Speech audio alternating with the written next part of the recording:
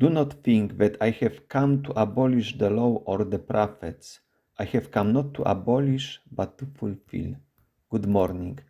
Welcome to a short biblical reflection on the Gospel reading according to Matthew, chapter 5, verses 17 up to 37. I entitled it Fulfilling the Law. It is the Gospel reading for the sixth Sunday in Ordinary Time, Year A.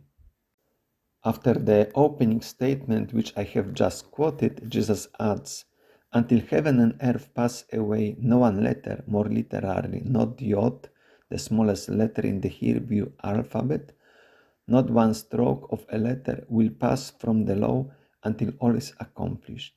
It is necessary to add that in Hebrew writing, both in ancient times, that one which we have in the Bible, as well also in modern times, they write only the consonants. Vowels are added at the moment of reading, and in the ancient times the Masoretes added the vowels as well also different signs like strokes and so on, that represents both different accents as well also some vowels. Therefore, the statement of Jesus is that nothing will be removed from the law, even those additional elements usually added to simplify the reading. And then concludes the whole introductory statement with this affirmation, "For I tell you, unless your righteousness exceeds that of the scribes and Pharisees, you will never enter the kingdom of heaven." The word righteousness appeared already in the Beatitudes, which we are reading 2 weeks ago. I also have some more detailed study of both texts, the one which we are reading today, as well also the Beatitudes, in my Bible studies, which you can find on my channel.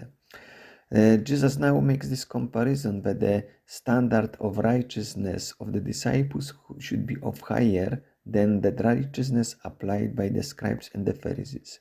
And then Jesus gives 6 different cases of that way how he fulfills the law.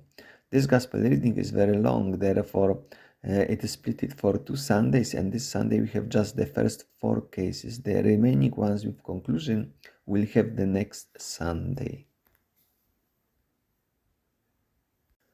But what is important, we can see already just in particular in the first 2 cases, "You shall not murder" and "You shall not commit adultery," that Jesus is passing from that external element, from what can be done or what happens from an act which is accomplished, already to what will prompt that act, to thoughts.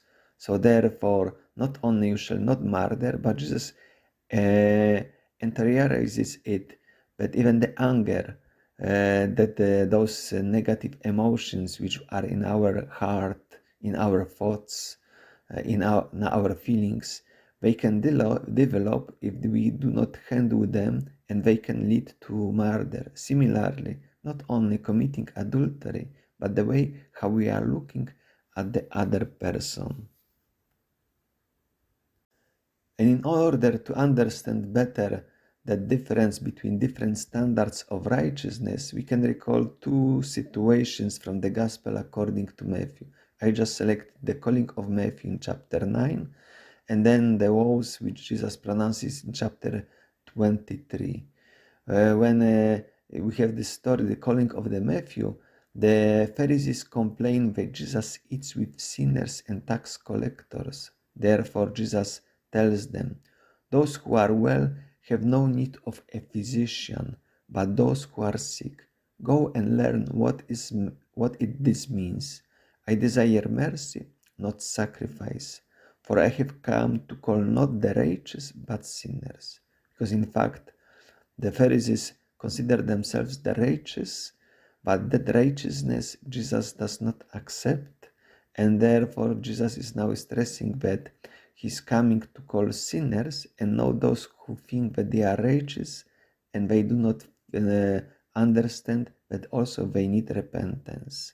And then in chapter 23, there is a longer passage which we could read, but only I selected these verses where Jesus answers also to scribes and Pharisees. Woe to you, scribes and Pharisees, hypocrites! For you tithe to mint, dill, and cumin, and have neglected the wider matters of the law, justice and mercy and faith. It is this you ought to have practiced without neglecting the others. You blind guides, you strain out a gnat but swallow a camel. Woe to you, scribes and Pharisees, hypocrites! For you clean the outside of the cup and of the plate, but inside you are full of greed and self-indulgence.